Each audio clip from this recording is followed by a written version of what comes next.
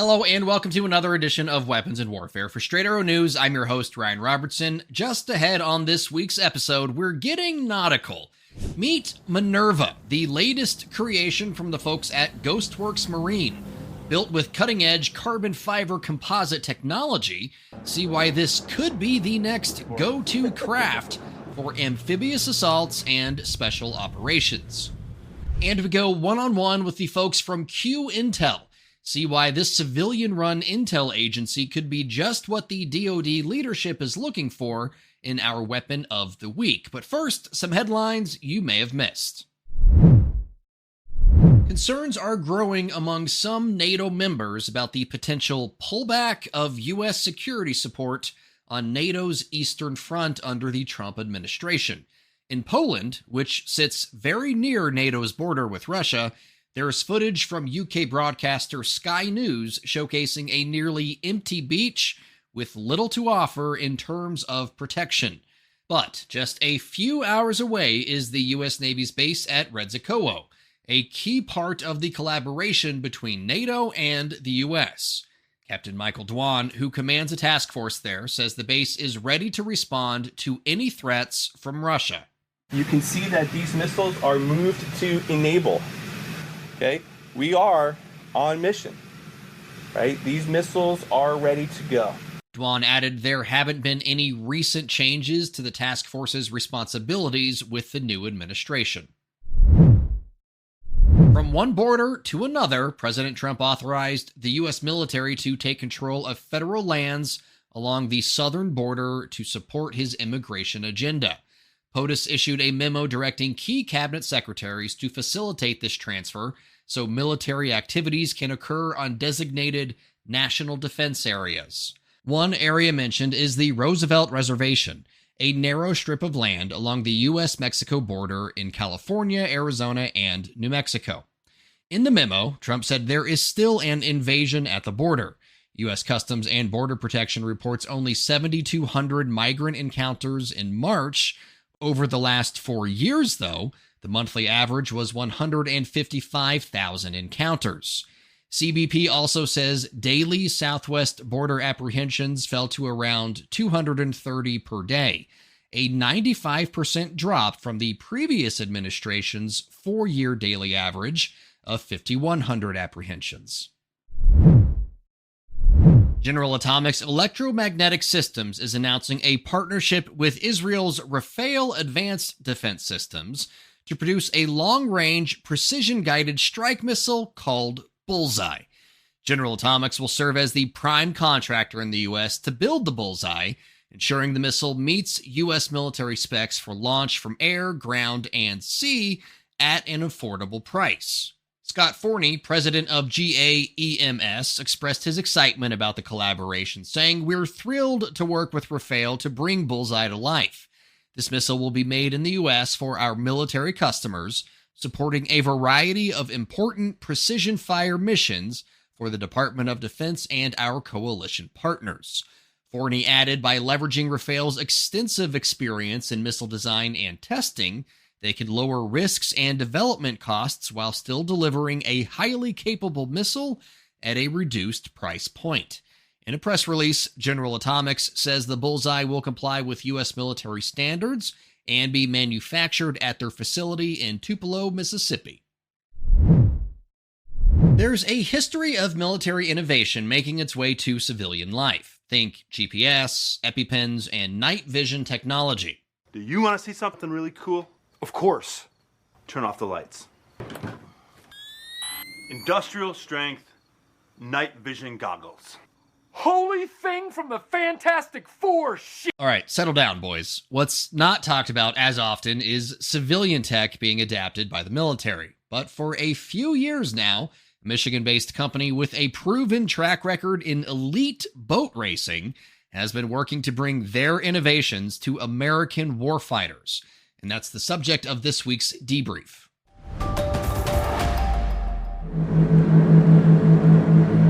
It was a picture-perfect day on the Potomac when we set out with the crew from Ghostworks Marine. So we're driving around right now on the Minerva, maneuvering on the Minerva, as it were, pulling a hard right turn right now. going about 37, 30 knots on that turn right there. Very tight, very maneuverable. The speed that this craft is able to maintain through those different maneuvers without putting a lot of strain on the operator's body or whoever's in the cab, their body, means that you can run this boat for hours on end. You can do high, fast-paced maneuvers, and at the end of the ride, you're not going to be drained. So when you get to shore and potentially have to, perform your real mission, you're going to be up for the task. At a little more than 46 feet long, the newest M-hull vessel from the Holland, Michigan firm cuts an impressive figure on the water. But it's what the M40 can do on the job that really gets your attention.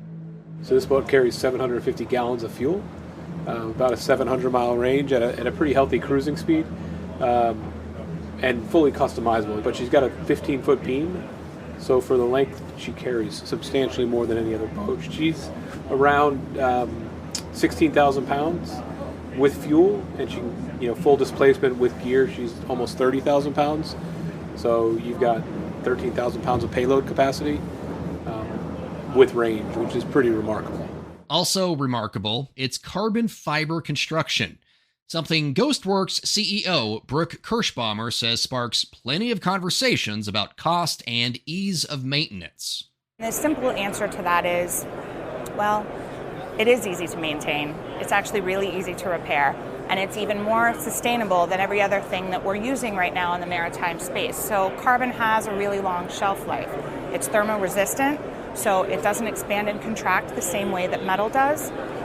So that makes it a little bit easier when you're putting it through its paces and it's experiencing swift temperature changes. Ghostworks says the Minerva was manufactured at unprecedented speed, going from design to completed sea trials in just 6 months.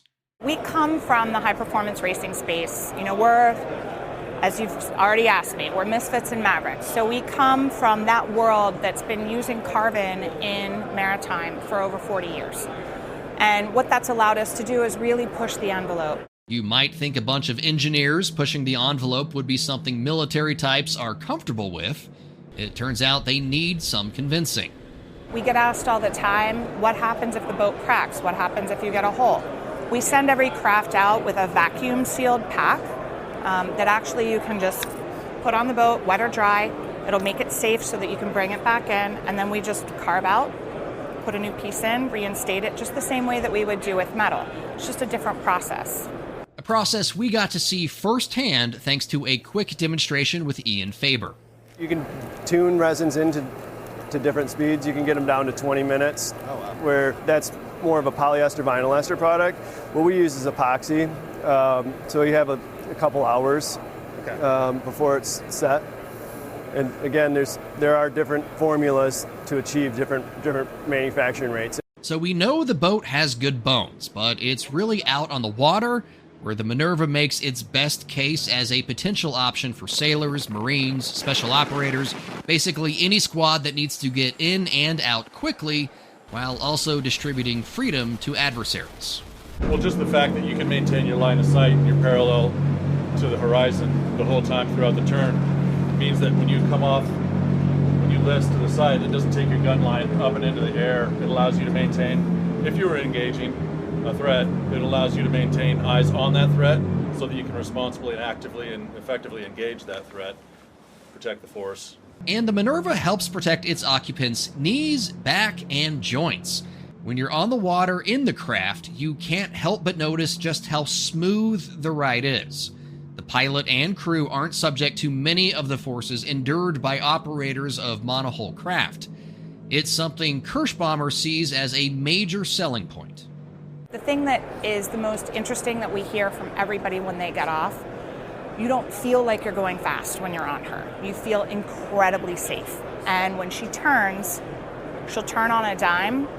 She will hug. There's the old line from Pretty Woman, this corner's like it's on rails. That's exactly what she does.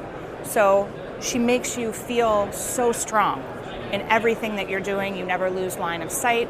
So you can see 360 degrees around you, regardless of what type of maneuvers you're making.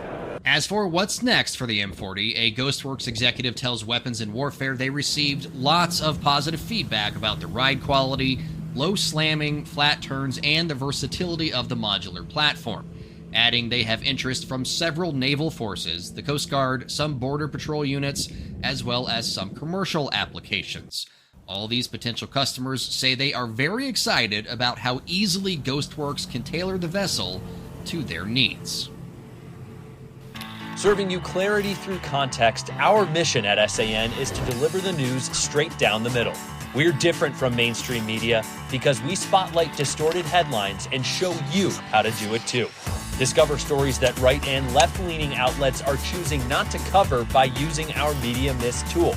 Download the SAN app and turn on notifications to have straight facts delivered right to your phone or tablet, and get straight facts anytime at san.com. To attend a defense exhibition is to be subjected to a lot of companies looking to land some DoD business. It is, for lack of a better term, a battle of eye candy. And at the recently wrapped Navy League Sea Airspace 2025, one company's display definitely caught our attention because, well, it was awesome. Meet QIntel, our weapon of the week. As far as conversation starters go, booth 1747, home to the team from QIntel, was a pretty good one. With bright, bold colors and characters seemingly cut straight from a Frank Miller graphic novel, we had to stop and find out what their story is. That's how we met Keith Malarski, a former FBI agent and now QIntel's global ambassador. Our goal is really to track adversaries, and we do that through collections in cyberspace.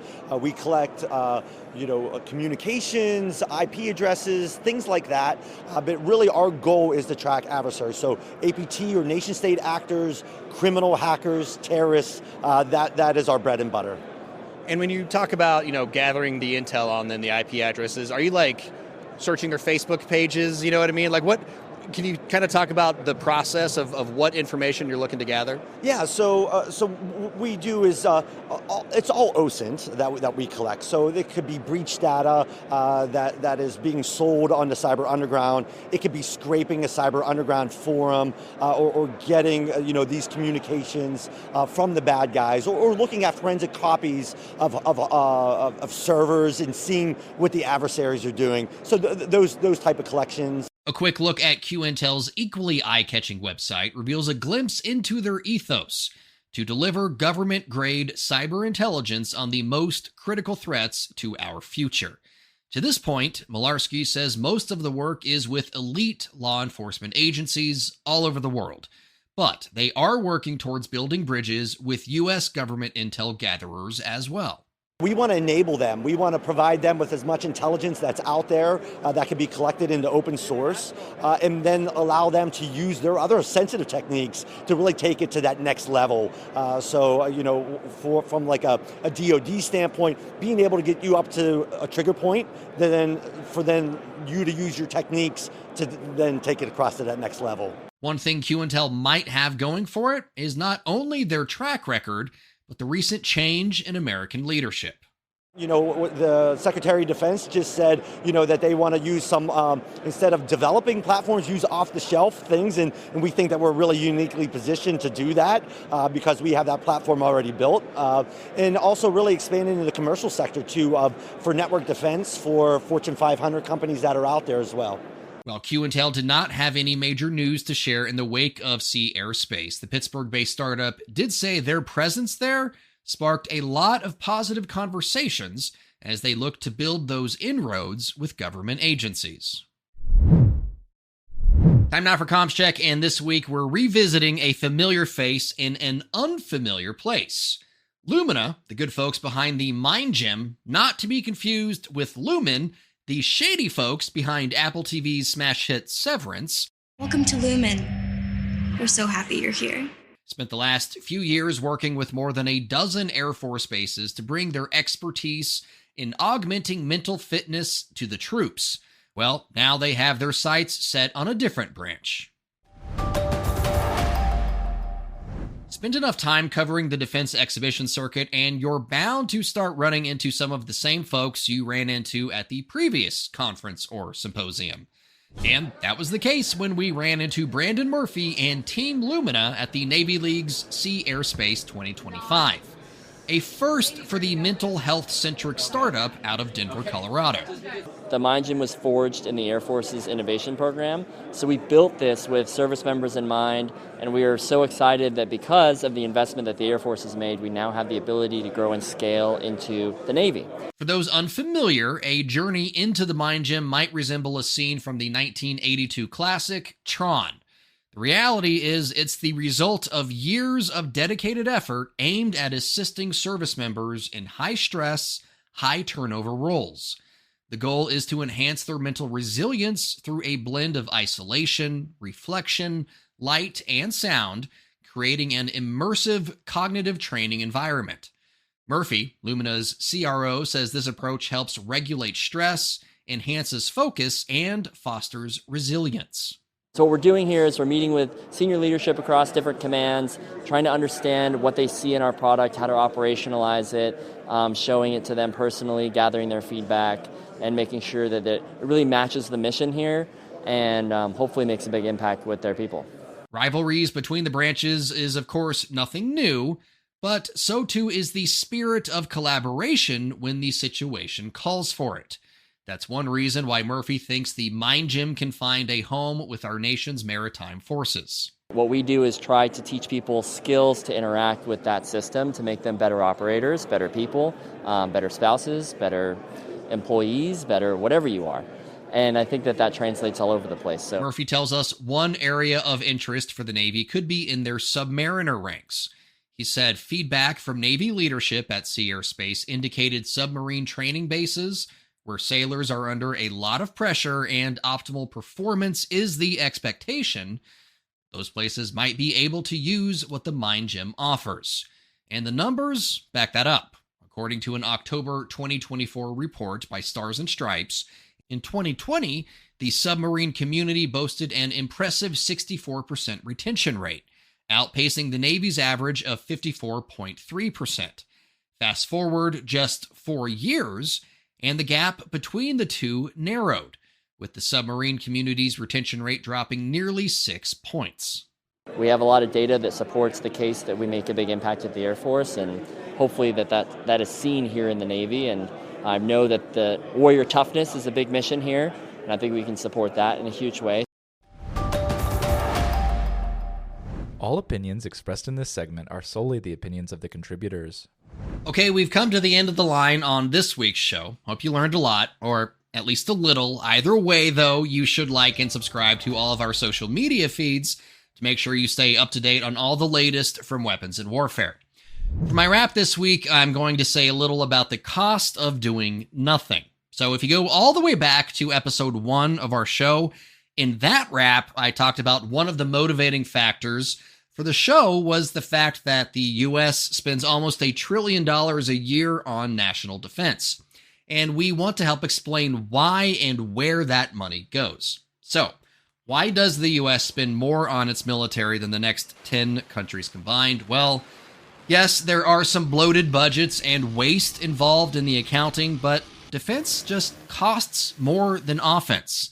For instance, the cost of me throwing a rock at you is the amount of time and energy it takes for me to find a rock and then throw it. To defend against my rock, you'll need to know when, where, and how I'll be throwing that rock, and maybe you create a shield so my rock won't hurt you. Either way, you are spending more on your defense than I'm spending on my offense. See how this works?